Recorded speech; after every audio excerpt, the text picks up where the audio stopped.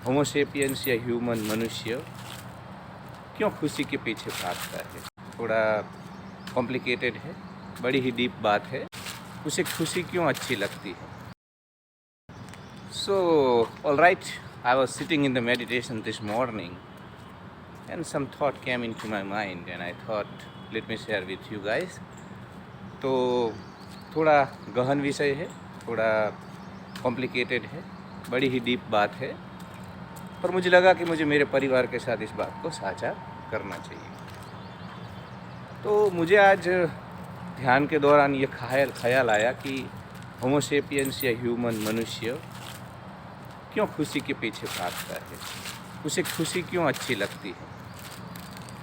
दूसरा, मैंने यह भी मेरे जहन में आया, मेरे चित्त में, कि उसे खुशी किन चीज़ों में मिलती है, किस प्रकार वो खुशी का अनुभव करता है अपने जीवन में, और उसकी खुशी कैसे नष्ट होती है। साथ में मैंने यह भी सोचा कि क्या स्थायी चिरंतन खुशी का एहसास किसी भी मनुष्य के जीवन में रह सकता है। तो इन्हीं सब विषयों के ऊपर आज मेरा चिंतन हुआ। तो जो मनोमंथन मैंने किया वो आपके सामने साझा करना चाहता हूँ। तो खुशी क्यों चाहिए, ये तो बड़ा ही नॉर्मल एक प्रश्न है कि सरल इसका जवाब है कि भाई डोपामाइन, एड्रेनालिन जैसे हार्मोन रिलीज होते हैं और होमोसेपियंस या ह्यूमन अच्छा फील करता है।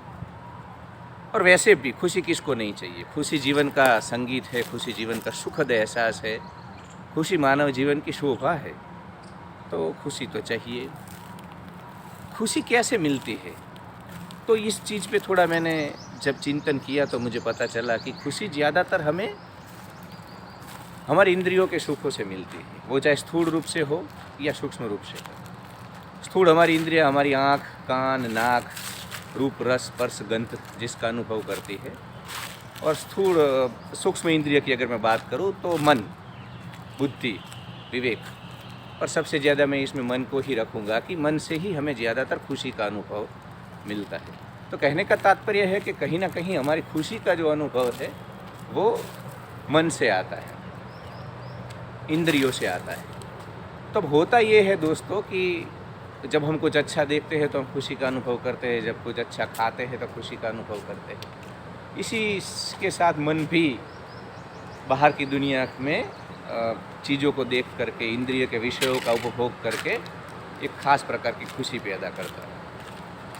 तो ये समझा जा सकता है।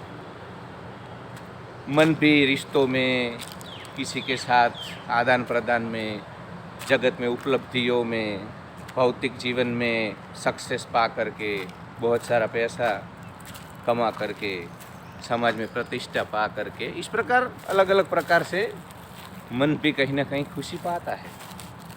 पर इन सारे जो मनोमंथन मेरा हुआ उसमें मुझे एक चीज़ का पता चला और मैं स्पष्ट हुआ कि कहीं ना कहीं खुशी का जो आधार है वो बाहर है। इंसान की जो भी खुशी है वो विषयों से आती है और उसके बाद उसकी इंद्रियों में और उसकी सूक्ष्म इंद्रिय, जैसे मैंने मन की बात की, यह उद्गम स्थान है खुशी का। मतलब ये मंच है जहाँ पे ये खुशी वाला नाटक खेला जाता है। तो कहने का तात्पर्य है कि यहाँ पे जो डिपेंडेंसी है, जो आधारितपन है, वो बाहर है। अब यह भी मैंने सोचा कि खुशी नष्ट कैसे होती है। तो जब भी अगर तुम्हें आँखों से अच्छा देखने से खुशी मिल रही है, तो अगर तुम्हारी आँखें चली गई तो तुम्हारी खुशी नष्ट। उसी प्रकार जो मन के सुख हैं, संबंधों के सुख हैं, जो व्यक्तियों के साथ मिलने वाले सुख है, संसार के जो सुख हैं, उसमें भी जब बाहर कुछ बदलाव आ जाए तो हमारी खुशी नष्ट हो सकती है। हमारे अनुसार बाहर जब कुछ न चले, न व्यक्ति चले, वस्तुएं चले, परिस्थितियाँ चले, तो निश्चित हमारी खुशी खतरे में पड़ सकती है। तो कहने का तात्पर्य था कि ये जो पूरा खेल है ना, वो मन में खेला जाता है और मन पूरा का पूरा बाहर विषयों में उसके जो भी अनुभव होते हैं उसी के आधार पे अपना एक मंच सजाता है, बनाता है। अब रही बात खुशी नष्ट कैसे होती है, तो बाहर अगर बदलाव तो भीतर बदलाव। मतलब भीतर अपने जो आनंद स्वरूप में जाने की बात भारत के अलावा किसी ने नहीं की है और इसके कारण ही सारा जीवन मनुष्य हमेशा एक प्रकार से खतरे में जीता है कि उसकी खुशी हमेशा नहीं चलेगी। बाहर कुछ भी हुआ वो बड़ा ही मतलब क्या बोलते हैं, वल्नरेबल है, वो विक्टिम है कि बाहर कुछ भी बदलाव हो गया उसकी खुशी ख़त्म। तो अब लास्ट में मैंने जो चिंतन किया उसमें यह बात थी कि तो फिर स्थायी सुख और खुशी का अनुभव कैसे करे मनुष्य। तो दोस्तों मैंने यह पाया कि इसमें भारतीय वेदांत सनातन की परंपराओं की ओर ही लौटना होगा विश्व को। अपने ही आनंद स्वरूप में अगर आप जा रहे हो तभी आप पूर्णता का और पूर्ण खुशी का, स्थायी सुख का, स्थायी खुशी का अनुभव कर सकते हो। इसके पहले किसी भी तरीके से ये संभव नहीं है, क्योंकि जब हम स्थायी बात करते हैं, शाश्वतता की बात करते हैं, तो उसमें कोई उतार चढ़ाव हमें फिर मंजूर नहीं होते हैं। पर जब तक इंद्रियों में या मन में अगर सुख ढूंढेंगे तब तक स्थायी, मतलब ऐसा स्वभाव ही नहीं है ना मन का ना इंद्रियों का, तो कहीं ना कहीं हमें अपने भीतर ही जाना पड़ेगा। जो वेदांत में अपने सच्चित आनंद स्वरूप में जाने की बात है उसके ऊपर ही निर्भर होना होगा, तभी स्थायी या चिरंतन सुख का अनुभव होगा। आप बोलोगे कि यार आपकी बड़ी बड़ी बातें हैं पर इसका वास्तविक जीवन से तो कोई मेल नहीं खाता है। कौशिक जी, आपकी बातें पुस्तकों में, शास्त्रों में ठीक लगती है। तो दोस्तों ऐसा नहीं है, प्रैक्टिकल भी होना है। इंद्रियों के सुखों का उपभोग करना है, मन के सुखों का उपभोग करना है, पर अगर ध्यान से जागरूकता बनाई रखे, अगर ध्यान से अपने ही आनंद स्वरूप में जाने की प्रैक्टिस आपने कर ली, तो बाहर के सुख का ना मैं ना बोल रहा हूँ, ना वेदांत ना बोल रहा है। देखो वेदांत बड़ा प्रैक्टिकल है।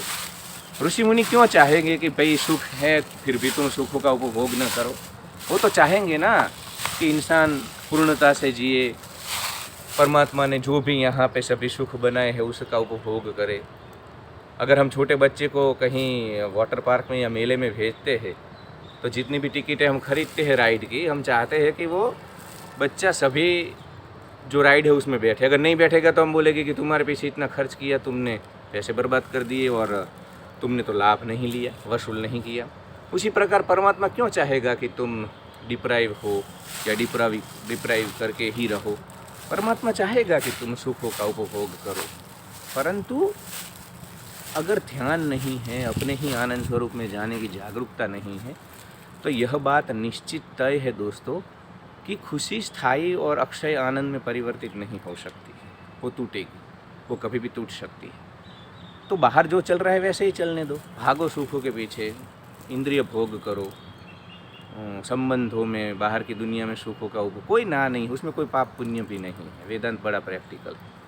पर तुम थोड़ा ध्यान करके अपने आनंद स्वरूप में जाने की प्रैक्टिस करोगे ना, तो जब भी बाहर कोई हलचल होगी नकारात्मक रूप से, तो तुम अपने आप को संभाल पाओगे।